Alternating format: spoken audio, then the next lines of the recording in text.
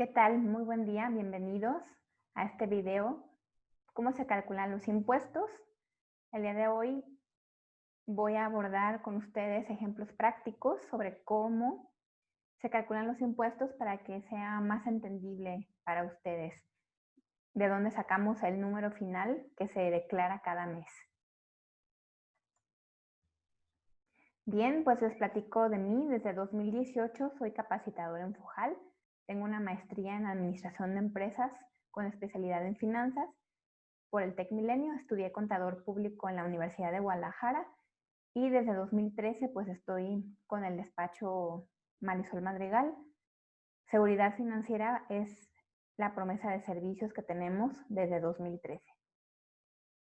El objetivo de esta charla es que ustedes conozcan las generalidades de los distintos regímenes fiscales, cómo se calculan los impuestos y ejemplos prácticos.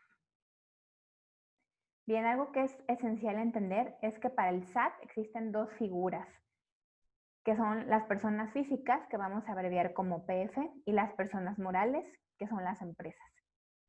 Las personas físicas, dentro de esta categoría, nosotros podemos estar dados de alta bajo distintos regímenes, como es el RIF, que es el régimen de incorporación fiscal, que es el régimen menor, antes llamado REPECO, como actividad profesional y actividad empresarial. Esas están englobadas aquí.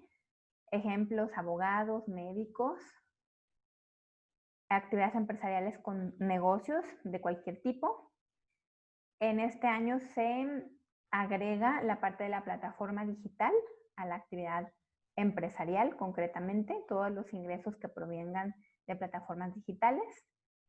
También tenemos el régimen de arrendamiento. Este régimen es cuando nosotros rentamos un local comercial o una casa a través de una inmobiliaria, que firmamos un contrato y que es por medio de a lo mejor alguna agencia, y que lo firmamos por un año.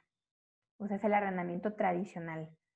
También tenemos el régimen de sueldos y salarios, que es el más conocido, que es la parte de las nóminas. El régimen de dividendos, que justamente vienen cuando soy socio en alguna empresa y que se hace un reparto de utilidades. Los dividendos es cómo yo voy a obtener esa ganancia. Entonces también tengo que estar dado de alta en el SAT. Estos son los más conocidos y los más utilizados dentro de la persona física.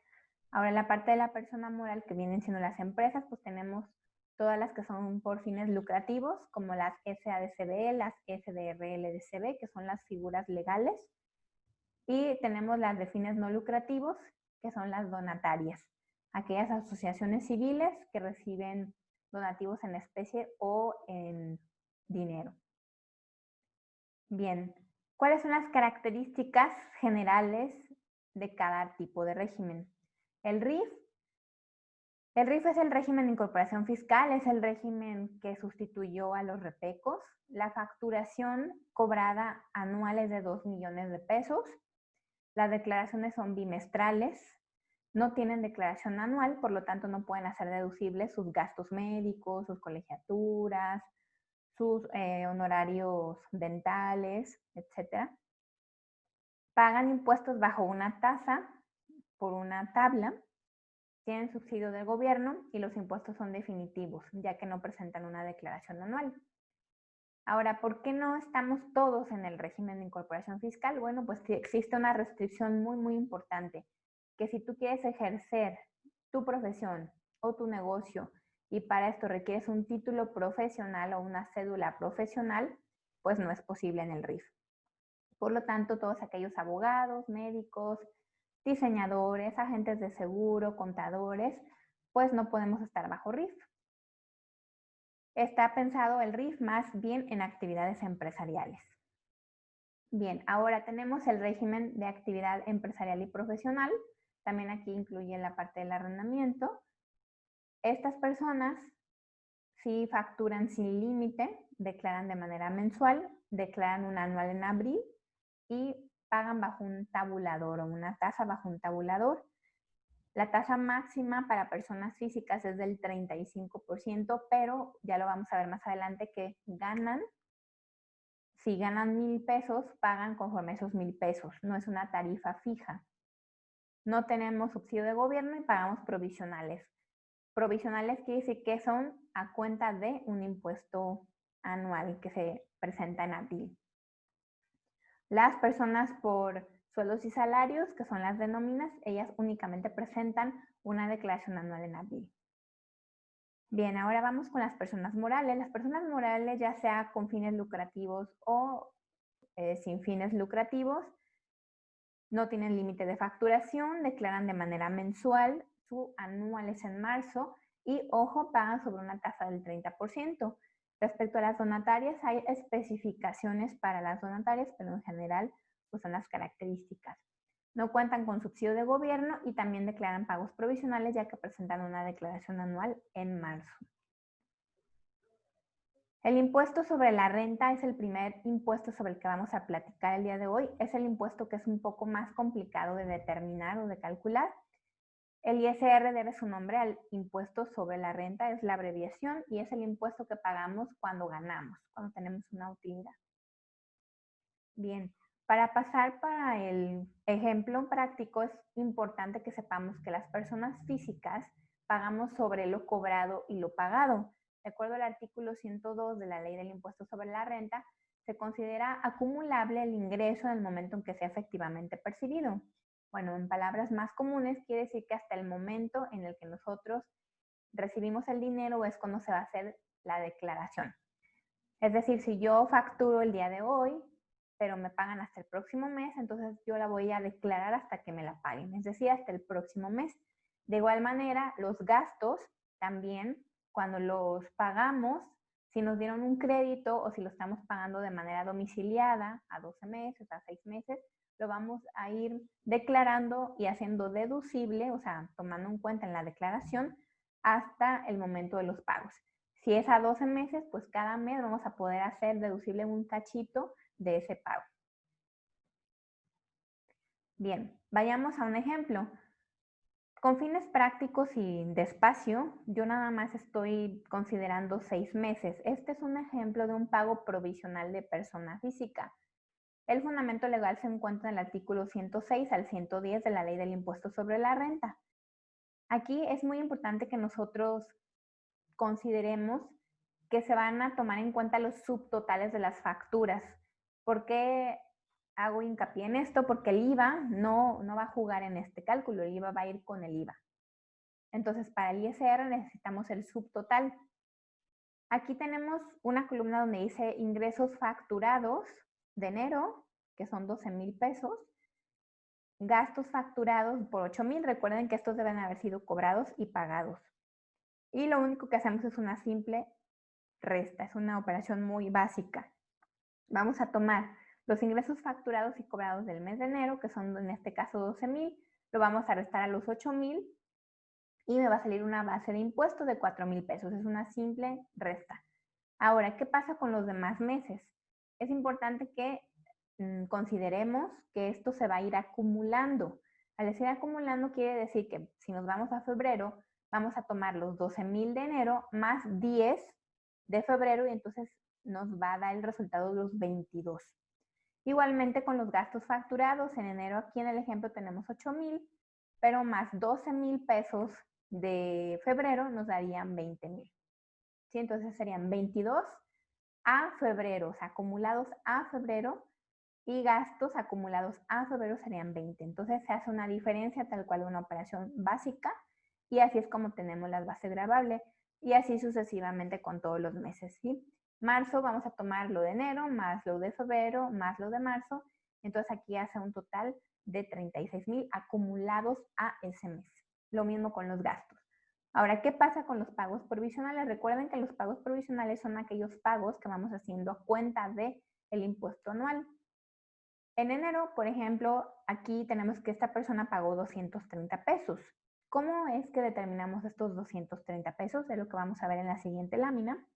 Pero aquí lo que quiero también que ustedes comprendan es que también los pagos provisionales se acumulan y también los puedo hacer válidos durante el año. Si yo en enero pagué 230 y aquí como vemos hasta marzo me vuelve a dar a pagar, voy a marzo, aquí me da una base gravable de 7,000 pesos. Estos 7,000 le corresponden 370 pesos de impuestos. pero yo le digo al SAT, oye, como yo te estoy pagando a cuenta de un impuesto anual y acumuladamente yo llevo a marzo una base de 7,000, yo ya te había pagado 230 pesos, entonces nada más te pago la diferencia. Eso es lo que va a suceder. Para las personas también que tienen impuestos retenidos, es decir, que sus empresas o el hospital o las aseguradoras o tus clientes te hacen retención de impuestos, o sea, es decir, que al momento de la factura te descuentan el impuesto, también estos pagos son considerados aquí mismo en el cálculo.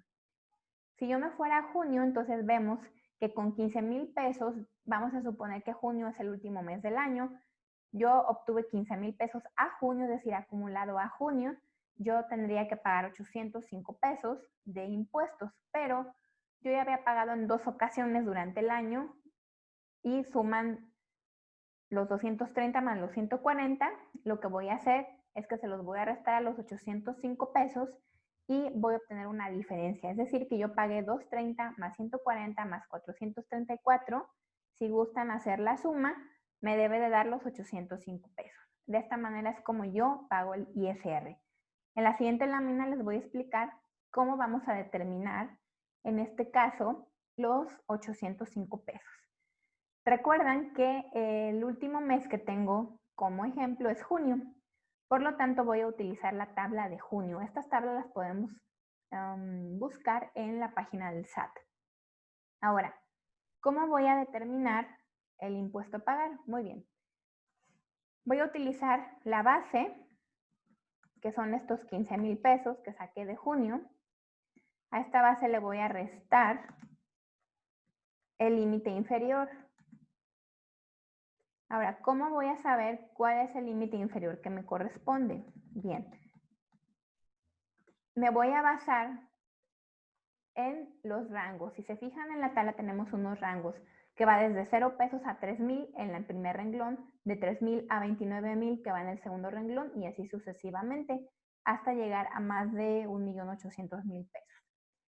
Como les comentaba en las láminas anteriores, la tasa máxima que paga una persona física es del 35%, pero pagamos de acuerdo a la ganancia. En el ejemplo yo les estoy poniendo que son 15,000 pesos, entonces vamos a ubicar nuestro renglón. Como es por rangos, nos ubicaríamos en este rango, o sea que va de 3,000 a 29, aquí es donde colocaríamos los 15,000. Si revisamos, entonces el límite inferior, que es la cifra que yo tengo que acomodar aquí, es de 3,471.13, ¿sí? Que sería esta. Ahora de aquí voy a hacer una simple resta, la voy a ir haciendo aquí, 15,000 menos 3,471.13, me saldría la cantidad, o sea, es la diferencia, me saldrían 11,528.87, tal cual. Si lo quieren ir haciendo conmigo estaría muy bien para que vayan conociendo cómo funciona. Ahora, el siguiente elemento que tengo que incorporar a mi cálculo es la tasa. Aquí la tasa es de 6.40%. Entonces voy a multiplicar justamente mi cantidad anterior, los 11,000, por el 640, por el 6.40%, y me van a salir 737.85. Una vez que tengo esto, voy a buscar la cuota fija, que también es un elemento que está en la tabla. Si se fijan es 66 pesos, 66.66, y la suma de mi cantidad anterior, que eran los 737 más los 66.66, voy a obtener justamente el total, que es de 804.51, que es justamente la cantidad que yo tengo aquí. Entonces, así es como se determina. Esta operación la realiza directamente el SAT en la declaración. Lo que hacemos nosotros es que hacemos un papel de trabajo justamente como este que les mostré, donde comprobamos justamente el cálculo para saber que el SAT y nosotros pues tengamos lo mismo.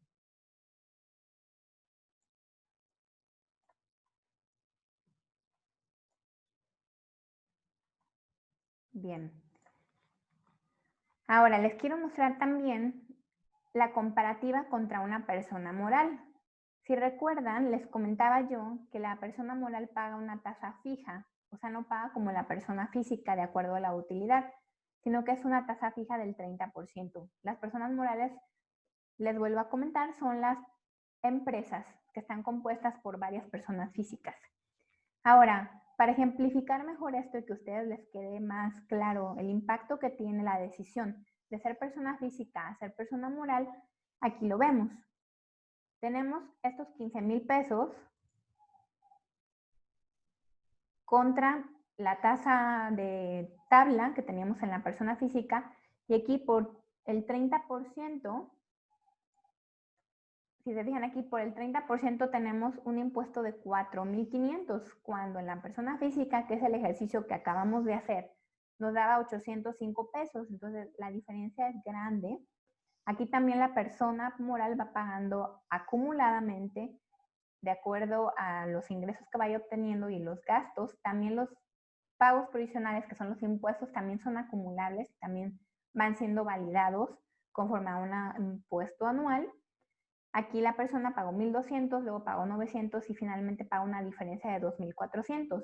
En estos tres pagos me van a hacer la suma de 4,500. Entonces, es muy importante que cuando vamos iniciando un negocio, lo hagamos como persona física, ya sea como RIF, si es que nos lo permite la actividad, porque no sea necesario un cédula profesional o un título, o bien como persona física, actividad empresarial y profesional.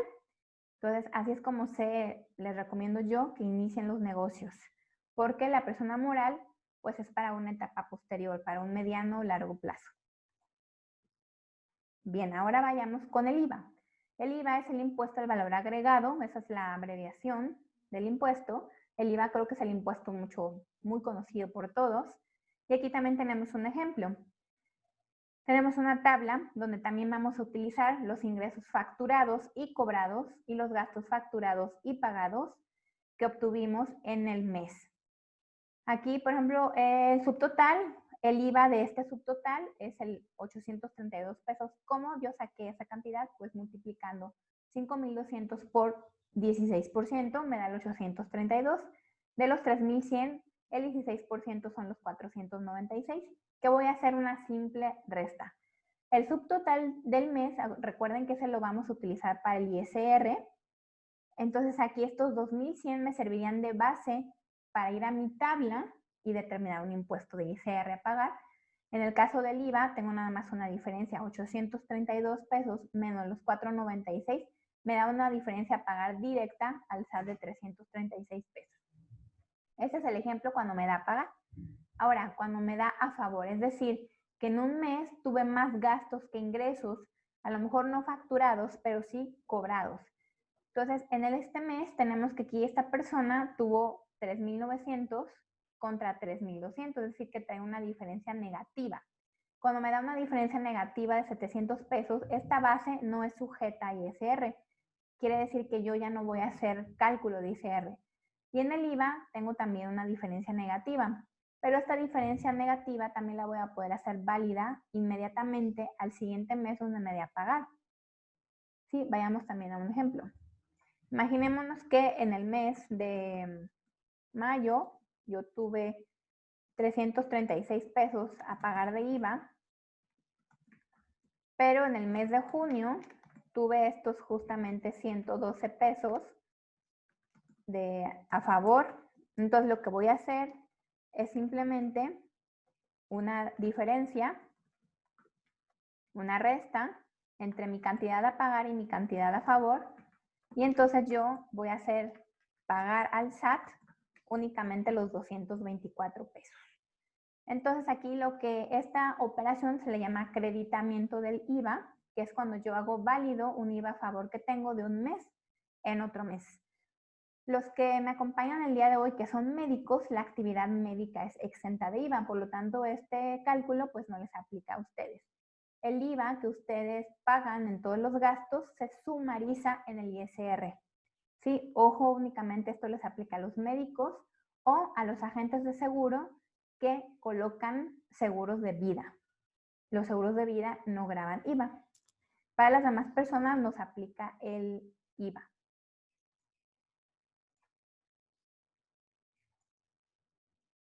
Bien. Vuelvo a compartir la pantalla, permítanme. Y nos vamos nuevamente a donde estábamos. Bien, entonces con esto concluimos los dos impuestos que viene siendo el IVA y el ISR y nos vamos a un último repaso. Espero que haya sido claro para ustedes y vamos a repasar con últimas 3 preguntas. ¿Cuál es la diferencia entre utilidad e ingresos? La utilidad, recordemos que es la diferencia entre los ingresos y los gastos. Esa diferencia es mi utilidad. Y los ingresos viene siendo la facturación, es decir, lo que voy cobrando directamente a mis clientes. Repaso número 2, ¿cuál es la opción correcta de esta pregunta? ¿Cuál es el régimen que paga impuestos sobre facturas cobradas y pagadas en base a una tabla o tabulador cuya tasa máxima es del 35%? Opción A, persona física. Opción B, persona moral. Persona física es la respuesta correcta. Recordemos que la persona moral es una tasa fija del 30%. Y último, si facturé ingresos por 14,600 más IVA y gasté 10,456 más IVA, primera pregunta, ¿cuál es mi utilidad? Y la número 2, ¿cuánto pagaría de IVA? Sí, vamos a resolverlo aquí mismo. Si son 14,600 para determinar el IVA va a ser multiplicarlo por el 16%, que serían 2,336 de IVA. Tenemos los gastos, 10,456. El IVA de esa cantidad son 1,673, lo vamos a redondear de IVA. Entonces aquí ya que tengo esta base de información, ¿cuál es mi utilidad? Pues la utilidad, recordemos que va a ser la diferencia entre los ingresos y los gastos, que es una simple resta. Los 14,600 le vamos a quitar los 10,000 y nos va a quedar una utilidad de 4,144 pesos. Y en el siguiente ejemplo, ¿cuánto sería el IVA a pagar? También va a ser una simple resta del IVA de ingresos, que son 2,336, menos el IVA de gastos, que son 1,673. La diferencia son 633 a pagar. Esa sería la respuesta.